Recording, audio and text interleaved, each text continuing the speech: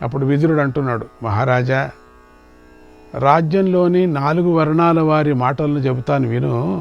నువ్వు విను, సంతోషపడు, బాగుంటావు, ఆనందపడతావు. ప్రజలందరూ దుఃఖిస్తూ, అయ్యో ఈ పాండవులు మనకు ప్రభువులు. ఏమన్నారు?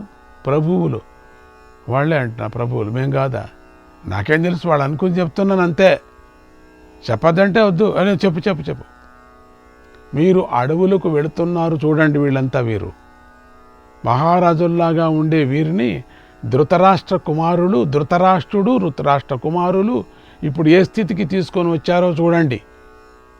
వీరు బికారులైపోయారు అని దుఃఖించారు. అవునా? వాళ్ళని గురించి దుఃఖించారా? అవును. నిన్ను గురించి ఎందుకు దుఃఖిస్తారు? అంతేకాదు, స్త్రీలు, బాలురు, వృద్ధులతో కూడిన హస్తినాపురమంతా కూడా ఆనందం లేకుండా ఏడుస్తూ ఉంది. తెలుసా నీకు? నీకేం చూడగలగవు? నువ్వు ఏం చూస్తావు? నీ తలకాయ, నీ వేలు నువ్వు చూసుకోలేవు, నీ వెంట్రుకను నువ్వు చూసుకోలేవు. చెయ్యి గుడ్డోడా, నిశ్శబ్దంగా ఉంది, ఉత్సాహాన్ని కోల్పోయింది. నువ్వు ఏం రాజునయ్యా నువ్వు? రోగుల బాధలు పడుతున్నట్లుగా ఉంది, అందరూ మూలుగుతున్నారు. ఎక్కడ చూసినా మూలుగటమే అని. నగరంలో అందరూ ఉత్సాహం లేని వారుగా అయిపోయారు. ఎక్కడ పడితే అక్కడ మూలుగుతున్నారు, అంత మూలుగుతున్నారు. అయ్యో, ఇక్కడికి వినపడటం లేదా నీకు చెవులు? ప్రజలు చింత శోకాలలో మునిగిపోయారు. ఒకరితో ఒకరు పాండవులను గురించే మాట్లాడుకుంటున్నారు. మీ కుమారులు చేసిన అన్యాయం గురించే మాట్లాడుకుంటున్నారు. ధర్మరాజు అడవులకు వెళ్ళగానే కురువృద్ధులు శోకిస్తున్నారు, పురప్రజలు చింతిస్తున్నారు. విప్రులు ధర్మరాజు గురించే మాట్లాడుకుంటున్నారు. నిన్ను గురించి తిట్టడం నిన్నంతే. ఇంకా నిన్ను గురించి మాట్లాడుకో, నువ్వే కదా మెయిన్. ధర్మరాజు తన తమ్ముళ్లతో కలిసి అడవిలో ఎలా జీవిస్తాడో, ఈ ద్రౌపది సుఖాలు పొందటానికి అర్హురాలు కదా, అటువంటి ద్రౌపది దుఃఖిస్తూ అడవుల్లో ఎలా జీవిస్తుందో, ఎంత కఠినాత్ముడు ఆ గుడ్డివాడు అని అనుకుంటున్నారు రాజా. ఇలా నగరంలోని విప్రులు భార్య పుత్రులతో సహా పాండవులనే తలుచుకుంటూ ఉన్నారు. వాళ్ళని గురించే ఎంతో దుఃఖిస్తూ ఉన్నారు. ఆయుధం దెబ్బ తగిలిన వారు ఎంతో బాధపడుతూ ఉంటారు కదా, అలాగే ప్రజలు ఎంతో బాధపడుతున్నారు. ఏమాత్రం సుఖంగా లేరు మహారాజా. నిద్రాహారాలు మాని రాత్రి పగలు శోకిస్తున్నారు, చైతన్యాన్ని కోల్పోయారు. రాముడు లక్ష్మణుడితో కలిసి అడవికి వెళ్ళినప్పుడు అయోధ్య నగరమంతా ఏ స్థితిని అనుభవించిందో ఇప్పుడు అదే స్థితిని హస్తినాపురానికి కూడా అనుభవిస్తుంది, హస్తినాపురి కూడా అనుభవిస్తుంది మహారాజా అన్నాడు. ఆ మాటలు విని ధృతరాష్ట్రుడు శోకిస్తూ మూర్ఛపోయాడు. అక్కడ విదురుడు, లేయ్యా నీ మూర్ఛ నాకు తెలుసు అనుకున్నాడు మనసులో. కానీ రాజు కదా, నీళ్లు తీసుకొచ్చి ముఖానికి కొట్టాడు. ఇంకేం చేస్తావు? ఆ పరిస్థితిలో దుర్యోధనుడు, కర్ణుడు, శకుని, ఇప్పుడు మనకు ద్రోణుడే ఆధారం అని భావించారు. వెంటనే సమస్త రాజ్యాన్ని ద్రోణుడికి అప్పగించారు. భయపడ్డారు. అప్పుడు ద్రోణుడు దుర్యోధనుడితోనూ, దుశ్శాసన కర్ణులతోనూ, భరత వంశీయాలతోనూ ఇలా అన్నాడు, ఓ కౌరవులారా, పాండవులు దేవతా వరప్రసాదం వల్ల జన్మించారు, మీకు తెలుసా? వారిని చంపకూడదని బ్రాహ్మణులు అంటున్నారు. మీరేమో ఇప్పుడు నన్ను శరణు కోరారు. నేను మీ పక్షం వైపు ఉండి యథాశక్తిగా పనిచేస్తాను. మీరు సామంతరాజులతో కలిసి ఉన్నారు. మిమ్మల్ని నేను అనుసరిస్తాను, మీ మాటను పాటిస్తాను. నాకు పాండవులను వదలాలని లేదు. అయినా విధి బలీయమైనది కదా, విధి చెప్పినట్లు నడుచుకోవాలి కదా. ఇక్కడ ద్రోణుడు కౌరవ పక్షాన్ని అనుసరించటానికి ఒక కారణం ఉంది. ధర్మ ప్రకారం ఎవరు ముందు శరణు వేడితే వారినే ఆశ్రయించాలి, రక్షించాలి. ఆ ధర్మానికి ద్రోణుడు కట్టుబడి కౌరవులను ఆశ్రయించాడని మనం గ్రహించాలి. ద్రోణుడు మళ్ళీ ఇలా చెప్తున్నాడు, జూదంలో ఓడిన పాండుపుత్రులు ధర్మ ప్రకారమే నడుచుకుంటున్నారు, ధర్మ మార్గంలోనే అడవులకు వెళుతున్నారు. ఆ పాండవులు 12 సంవత్సరాలు అడవిలో నివసిస్తారు, బ్రహ్మచర్యాన్ని పాటిస్తారు, క్రోధావేశాలకు లోనై తిరిగి వస్తారు. వచ్చి తప్పకుండా తమ పగను తీర్చుకుంటారు. అది మనకెంతో దుఃఖాన్ని కలిగిస్తుంది. స్నేహానికి సంబంధించిన విషయంలో ద్రుపదుడికి నాకు పెద్ద యుద్ధం జరిగింది. అప్పుడు నేను ద్రుపదుడి రాజ్యాన్ని లాక్కొన్నాను. అప్పుడు ద్రుపదుడు నాపై కోపించాడు. నన్ను చంపే కుమారుడు పుట్టాలని కోరుకొన్నాడు. ఆ పుత్రుణ్ణి యజ్ఞం నుండి పొందాడు. ఆ యజ్ఞాన్ని యాజుడు, ఉపయాజుడు చేయించారు. వారు ద్రుపదుడికి గురువులు. వారి తపశ్శక్తితోనే దృష్టద్యుమ్నుడు కూడా పుట్టాడు ఆ సమయంలో. తర్వాత ఆ యజ్ఞకుండ నుంచే ద్రౌపది జన్మించిందయ్యా. మరి మామూలుగా మనిషి కాదు అది. ఏమో ఆవిడ కాల్చలేక మేమంతా బతికిపోయాం. దృష్టద్యుమ్నుడు పాండవులకు బావ అవుతాడు. కాబట్టి అతడు పాండవులకు ఇష్టమైన పనులే చేస్తాడు. పాండవులకు సంతోషం కలిగేలాగా ప్రవర్తిస్తూ ఉంటాడు. అందుచేత నాకు భయం కలుగుతోంది. ఆ దృష్టద్యుమ్నుడు అగ్ని వంటి రంగు గలవాడు. అతడు దేవతలు ప్రసాదించిన బిడ్డ. ఇప్పుడు కవచాన్ని, ధనస్సును, బాణాలను ధరించి ఉంటాడు ఎప్పుడు కూడా. మరణం మనుష్యులకు నివారించలేదనిది కనుక నాకు దృష్టద్యుమ్నుడంటే ఎంతో భయం. అతడు శత్రు సంహారకుడు. అతడు పాండవుల పక్షానికి గొప్ప బలంగా ఉన్నాడు. దృష్టద్యుమ్నుడు కనుక నాతో పోరాడితే అర్జునుడు అతడికి సహాయంగా నిలబడతాడు. తన ప్రాణాలను ఇవ్వటానికైనా సిద్ధపడతాడు. ఓ కౌరవులారా, ఈ లోకంలో నాకు ఇంతకు మించిన దుఃఖం లేదు. దృష్టద్యుమ్నుడు ద్రోణుడికి మృత్యువు అని బాగా ప్రసిద్ధికెక్కిన మాట కదా, లోకానికి తెలిసిన మాట. నాకు అదంతా మీకు తెలుసు, చెప్పుకున్నాను. అతడు నన్ను చంపటానికే జన్మించాడని మీరు కూడా తెలుసుకోండి. అతడు లోకంలో మంచి వీరుడని ప్రసిద్ధికెక్కాడు. మీకు మంచి రోజులు వచ్చాయని తెలుసుకోండి. ఇంతవరకు చేసింది చాలు. ఇక మీరు మేలు లభించటం కోసం పాటుపడండి. శ్రేయస్సు పొందటం కోసం ప్రయత్నం చేయండి. చలికాలంలో తాటి చెట్టు నీడ ఒక ముహూర్త కాలం మాత్రమే సుఖాన్ని ఇస్తుంది కదా, అలాగే ఈ రాజ్యం కూడా ఇప్పుడు అలాంటి సుఖాన్నే ఇస్తుంది. కనుక జాగ్రత్త పడండి. పాండవులకు ద్రోహం చేయకండి. మీరు మహా యజ్ఞాలు చేయండి, భోగాలు అనుభవించండి, ఇతరులను సుఖపెట్టండి. ఈ రోజు నుంచి 14 సంవత్సరాల తర్వాత మీరు పెద్ద యుద్ధం చేయవలసి వస్తుంది. ఇది సత్యం. యుద్ధం జరిగి తీరుతుంది అన్నాడు. ఆ మాట విని ధృతరాష్ట్రుడు మళ్ళీ లేచాడు. నీళ్లు చల్లారు కదా, ఒక చెంబు నీళ్లు, లేచాడు. ఓ ధృతరాష్ట్రుడు చెప్తున్నాడు, ఓ విదురా, ద్రోణుల వారు చక్కగా చెప్పారు కదా, అంతే కదా చెప్పింది, అంతే ఇప్పుడు వినపడుతుంది కదా నీకు, ఇంకేమిటి? కొన్ని మాటలు ఒక పరి వినపడుతుంది, ఒక పరి వినపడదు. దొంగ చెవుడు అనుకున్నాడు లోపల, బయటికి చెప్పలే. చక్కగా చెప్పారు. నువ్వు వెళ్ళి పాండవులను వెనక్కు తీసుకొనిరా. రావటానికి వారు ఇష్టపడకపోతే వారిని గౌరవించి పంపించు. వారు సంతోషపడేలాగా సత్కరించు. ఇటు తిక్కవాడు అనిపిస్తుంది, తుగ్గులక్కులాగా. ఎన్ని మాటలు వెళ్ళే తీసుకురావటం. ఈ విదురుని ఏమిటో పావులాగా పెట్టుకున్నాడు. ఈ విదురుడు ధర్మాత్ముడు. ఆ మహారాజు చెప్పినట్టే వింటాడు. కూర్చోరా అని అంటే బాగుండు, ఒక్కరోజు కూడా అనలేదు. మనసులో మాట్లాడుకుంటా బయటికి చెప్పలేకపోతున్నాడు, భయం.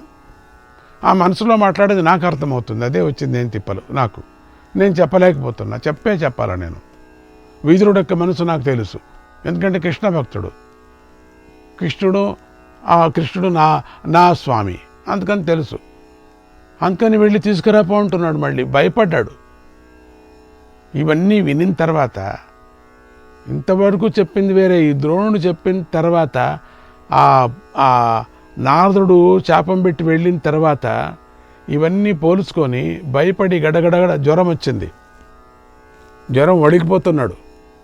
అందుకని మీరంతా నువ్వు ఇప్పుడే వెళ్ళి ఆయుధాలు పట్టుకున్నట్టు రతికులు సైనికులతో కలిసి భోగ సామాగ్రిని తీసుకొని వెళ్ళు. వారికంతా తృప్తి కలిగించు. వారు సైనికులతోనూ ఆ భోగ సామాగ్రితో వెళ్ళేటట్లు చూడు. పనిని సాధించు. వారి కోపాన్ని శాంతింపజేయి. వాళ్ళు నువ్వే చేయాలి. ఎట్లా? వాళ్ళు నవ్వేలాగా చెయ్యి. నువ్వు మేము చేసిన అవమానాలన్నీ మర్చిపోయేలాగా చెయ్యి. వీళ్ళు చేస్తూ విదురుడు వెళ్ళి ఎప్పుడు మాట్లాడుతూ సంతోషపడతాడు. ఇది ఏం కర్మ? శ్రీకృష్ణాయ పరమాత్మనే నమః. 81వ అధ్యాయం. పాండవులు జూదంలో ఓడిపోయారు, అడవులకు వెళ్ళారు. అప్పటి నుంచి ధృతరాష్ట్రుని చింత పీడించింది. ధృతరాష్ట్రుడు పరిపరి విధాలుగా ఆలోచించాడు, నిట్టూరుస్తూ కూర్చున్నాడు. అప్పుడు ఆయనను చూసి మంత్రులతో ఒకడైన సంజయుడు ఇలా అన్నాడు. మంత్రుల్లో ఒకడు, ఓ రాజా, ధనాన్ని అంతా పొందావు, భూమినంతా ఆక్రమించుకున్నావు, పాండవులను అడవులకు పంపావు. ఇంకా ఎందుకు విచారిస్తున్నావు? వాళ్ళు ఎట్లా వెళ్ళారు, వీళ్ళు ఎట్లా వెళ్ళారు, వీళ్ళు ఎట్లున్నారు, వాళ్ళు ఎట్లున్నారు, నారదుడు ఏమనుకున్నాడు, వచ్చి చెప్పాడు, చెప్పిందే చెప్పమంటావు, ఇంకెందుకు బాధపడుతున్నావు నువ్వు అన్నాడు. అప్పుడు ధృతరాష్ట్రుడు, ఓ సంజయ, పాండవులు మహారథులు, వీరులు, యుద్ధంలో నిపుణులు, బలవంతులు. వారితో శత్రుత్వం ఏర్పడిన తర్వాత బాధపడకుండా ఎలా ఉంటాను? బాధపడుతూనే ఉంటాను కదా. పడాల్సిందే, కర్మ కదా, తినాల్సిందే నువ్వు.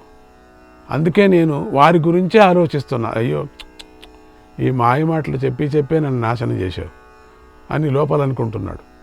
బయట వ్యాసభవనుడని చెప్పలే, నేను చెప్పుకుంటున్నా. అప్పుడు సంజయుడు, ఓ మహారాజా, ఇది నీ స్వయంకృత అపరాధం. చేతులారా నువ్వే స్వయంగా తప్పు చేశావు. దీనివల్లనే శత్రుత్వం ఏర్పడింది.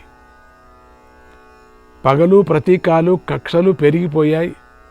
దీనికి ఫలితంగా రాజులు తమ బంధువులతో సహా నశిస్తారు. నువ్వు రాజు కదా, నీ కొడుకు మీద బుద్ధిహీనుడు నీ కొడుకు, ఒప్పుకున్నా. నువ్వు ఆజ్ఞ ఎందుకు ఇచ్చావు? నువ్వు ఆజ్ఞ ఒక్కటి ఇవ్వకపోతే నీ కొడుకు ఏం చేయలేడు కదా. మొత్తుకొని కింద పడేవాడు, అంతే కదా. నిన్నేం చేస్తాడు? నువ్వు రాజు కదా, చతురంగ బల సైన్యం నీ దగ్గర ఉంది కదా. దుర్యోధుడిని ఒక్క నిమిషంలో నువ్వు ఒక పిండిలాగా నలులాగా నలిపేయచ్చు. కానీ నీకు దురాశ, నీకు కొడుకంటే. ఆడు చెప్పిందంతా నువ్వు కూడా వింటున్నావు. నీ కొడుకు బుద్ధిహీనుడు. భీష్మద్రోణ విదురులు వారిస్తున్నా వినలేదు. ఎంతగా చెప్తున్నా, బుద్ధి చెప్తున్నా అపకీర్తి భీష్మద్రోణులకు అందరికీ కూడా. ఇక వాళ్ళు ఉండి ఇట్లయిందే, వాళ్ళు ఉండి ఇట్లయింది, ఎంతమంది తిట్టుకుంటారు. దీని అర్థం ఎవరికైనా తెలుస్తుందా? వాళ్ళు వారించారు, వాళ్ళు బుద్ధి చెప్పారని జనానికి ఎట్లా తెలుస్తుంది? వాళ్ళు వినలేదు, వాళ్ళనంతా లక్ష్య పెట్టలేదు, చులకనంగా చూశాడు, లెక్క పెట్టలేదు.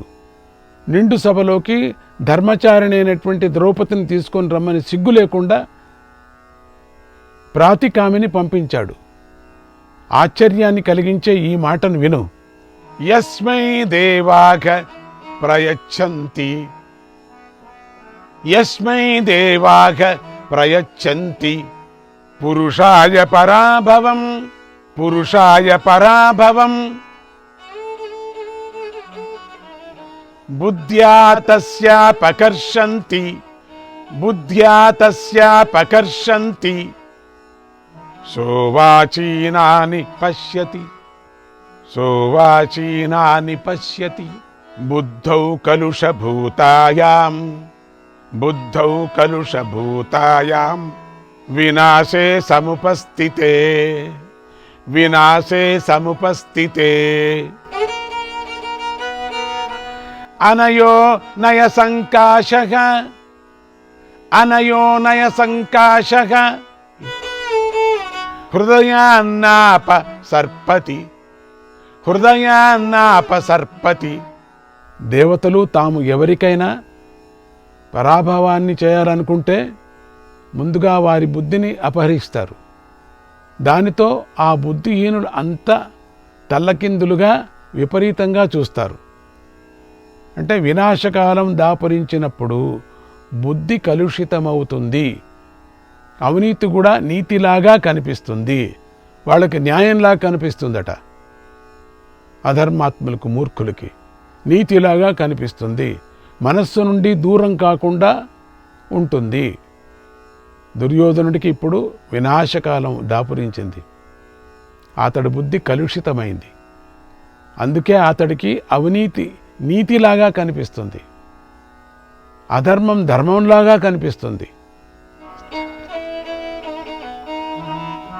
అనర్థాశ్చార్థరూపేణ అనర్థాశ్చార్థరూపేణ అర్థాశ్చానర్థరూపిణః అర్థాశ్చానర్థరూపిణః ఉత్తిష్టంతి వినాశాయ ఉత్తిష్టంతి వినాశాయ నూనం తచ్చాస్య రోచతే. అనర్థాలు సార్థకాలుగా అనిపిస్తాయి, సార్థకాలు అనర్థాలుగా తోస్తాయి. వినాశకాలంలో ఇటువంటి స్థితి కనిపిస్తుంది. దుష్టుడికి తప్పకుండా ఇదే నచ్చుతుంది. దుర్యోధనుడు ఇప్పుడు ఇటువంటి స్థితిలోనే ఉన్నాడు. కాలం కత్తి పట్టుకొని ఎవరి తలను నరకదు. అర్థాన్ని మాత్రమే మనుష్యులు రకరకాలుగా దర్శించేలాగా చేస్తుంది. అర్థంతోనే చెయ్యాలి అనుకున్న పనినంతా పూర్తి చేస్తుంది. అదే దాని బలం. ద్రౌపది తపస్విని, అయోనిజ, రూపవతి, అగ్ని నుండి పుట్టింది. అయోనిజ ఆవిడ పుట్టింది కూడా అగ్ని నుండి, మామూలుగా పుట్టలేదు. తనకు పుట్టిన వారు కూడా అయోనిజలు, అది కూడా అంతేనే. తాను ఎప్పుడూ నిత్య కళ్యాణి, నిత్య కన్యగానే ఉంటుంది. ఆవిడ అగ్ని కదా. 5 మంది భర్తలు అని చెప్పడం అంతే. భర్తలు ఎవరు వచ్చి తగిలేవారు కాదు, మామూలుగా మనుషుల్లాగా ప్రేమ కలాపాలు చేసుకుంటూ జొన్న తోటలో వెళ్ళి డ్యూయల్స్ పాడుకునేవాళ్ళు కాదు భీముడు కానీ అర్జునుడు కానీ. ఆవిడని తగిలేవాళ్లే కాదు తెలుసా. యోగమాయతో వాళ్ళంతా పుట్టారు. అభిమన్యుడు వాళ్ళంతా ఏం చెప్పగలను, ఆ కథనే వేరే, తర్వాత చెప్తాను మీకు. మనం ఊరికే అట్లా అనుకుంటాం, 5 మంది పతులు 5 మంది పతులు అని. మనం కూడా అట్లా అనుకుంటాం. ఆ 5 మంది పతులు నువ్వు అక్కడికి ఉంటే ఒకదానికి 2 ఉండకూడదా అనుకుంటాం. మనమంతా మోసం, అంత అధర్మం మంది. దేవుళ్లను, పరమాత్ముల్ని, ఆ మహాత్ముల్ని వాళ్ళని అంటపెట్టుకుంటాం, వాళ్ళ ఉదాహరణ తీసుకుంటాం.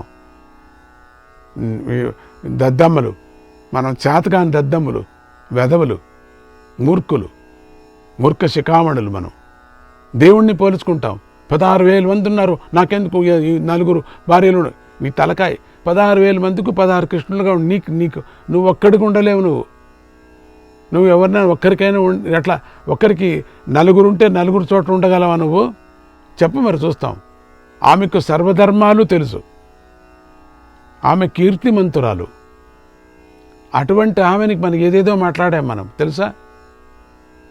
లేకపోతే కృష్ణుడు వచ్చి చీరలిస్తూ ఉన్నా, ఆవిడ పతివ్రత కాకపోయిందంటే ఆవిడ కథ ఏమైపోయేది అక్కడికి. ఆవిడ నిజంగా కరుణామయి. ఆవిడ ఏమైనా చూసేసి అంటే సభంతా కాలిపోవు. అక్కడ ధర్మాత్ముడు భర్త ఉన్నాడు, అందుకని కాల్చలేదు ఆవిడ.